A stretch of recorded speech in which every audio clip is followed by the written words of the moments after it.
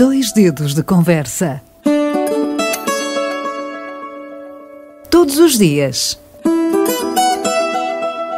Dois dedos de conversa. Uma rúbrica de João Figueiras e convidados. Na Alvor FM. Dois dedos de conversa. Hoje a conversa com o professor João Anacleto. Bom dia, professor. Para hoje o que segue? Bom dia, João. Hoje sugeria que se falasse um bocadinho do rio, da barra, de navios, cruzeiros particularmente, que é o que me fez abordar este tema, porque há poucos dias começaram os cruzeiros a regressar aqui ao nosso porto, que é assim uma situação que me agrada. Então vamos lá falar sobre isso, professor. Poderia ser até os cruzeiros de volta. Muito bem, os cruzeiros de volta. Ok. Vamos lá aos cruzeiros. Pois, João, há aqui uma pequena desculpa, que é sem poder atribuir culpas, a voz estar um bocado a tirar para o horrível. Não, a minha voz está assim um bocadinho... Professor, interessa é a sua força e a sua boa vontade em colaborar com dois dedos de conversa, como sempre. Com tantas vozes magníficas na Rádio Alvor. Começando pela minha, não é? Ora, e aproveito para, naturalmente, saudar o auditório da nossa, permitam-me, a validade da nossa Rádio Alvor, da nossa Alvor FM, e também as saudações da praxe à equipa técnica que torna isto possível. E foi na semana passada, como há pouco disse, que chegando a Portimão e depois de passar a ponte e virar à esquerda, não pude deixar de ver e me alegrar, não pude deixar de ver o perfil da margem direita do Arado alterado e diria até beneficiado pela presença de um avantajado navio de cruzeiro acostado ao cais de turismo.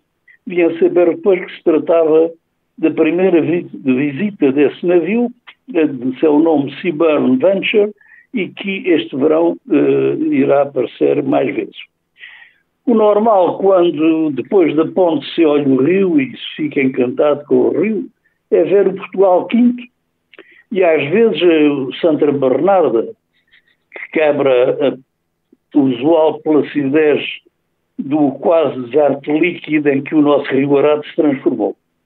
O Porto de Portimão e a relação com grandes navios tem tido uma trajetória irregular desde tempos imemoriais e também muito mais nos últimos 50, 60 anos.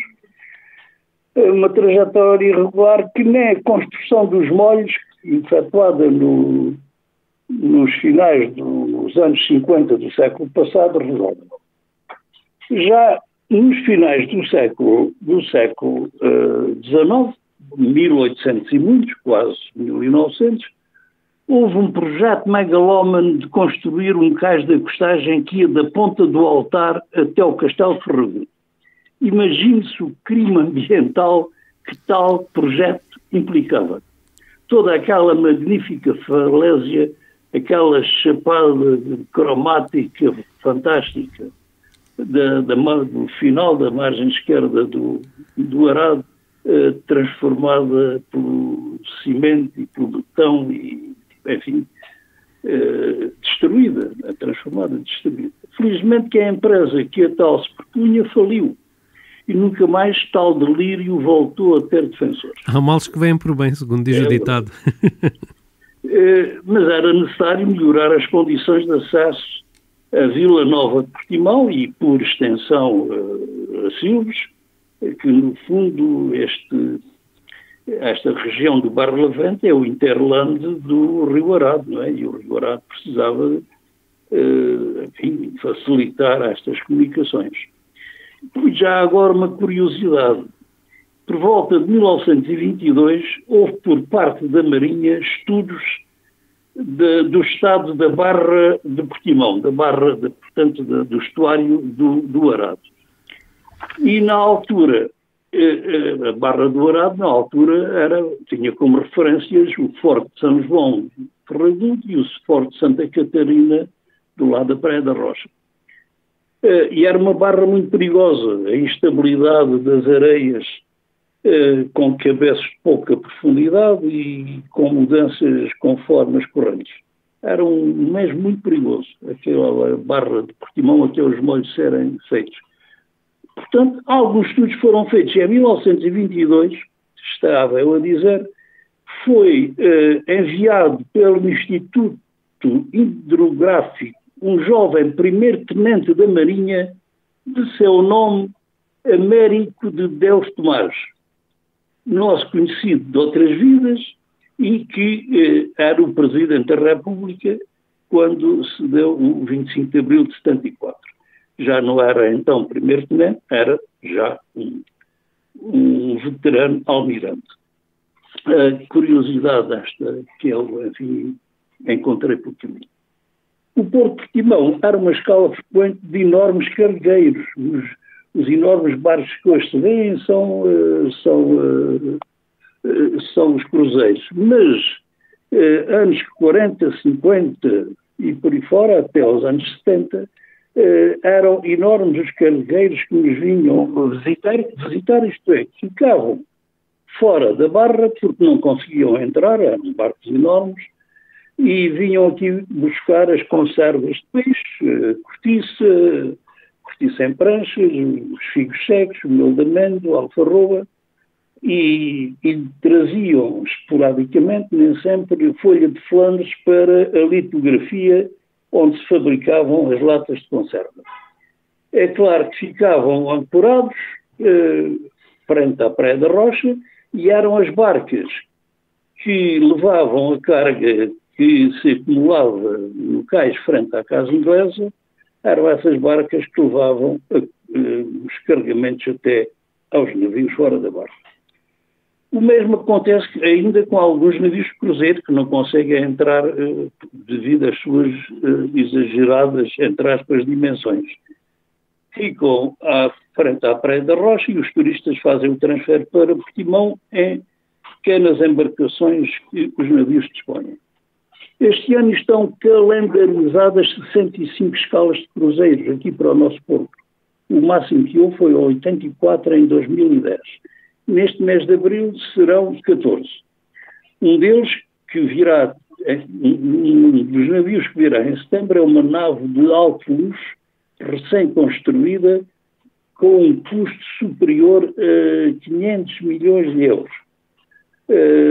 Estou com curiosidade de ver esse barco por aqui no nosso horizonte. Terão os passageiros desse e de outros barcos o privilégio de observar o perfil e as cores fantásticas da costa algarvia com o bónus da entrada no estuário do Arado. Do cais do Extremal irão para Sagres, Lagos, Cipos. Mas para que não pensem, não julguem eles chegaram ao paraíso, não é?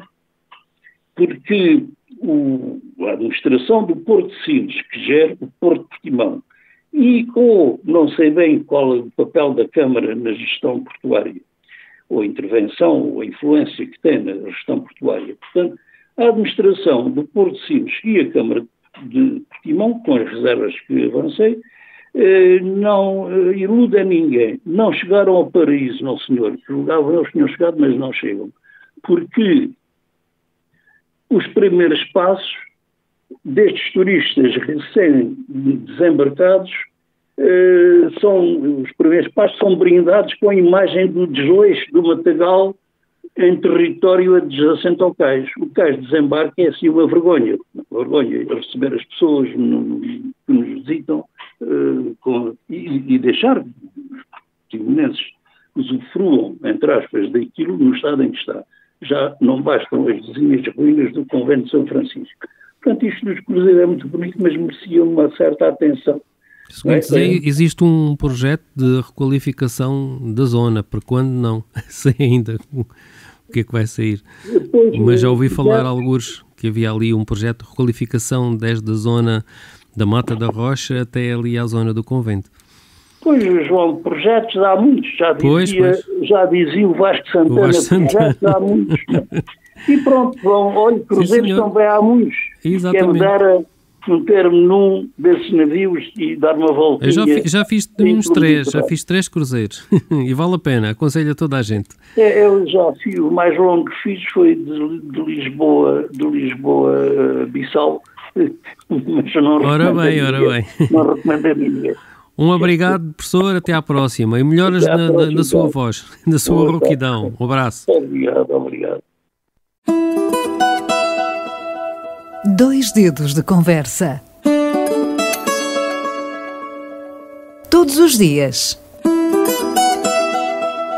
2 dedos de conversa. Uma rúbrica de João Figueiras e convidados. Na Alvor FM.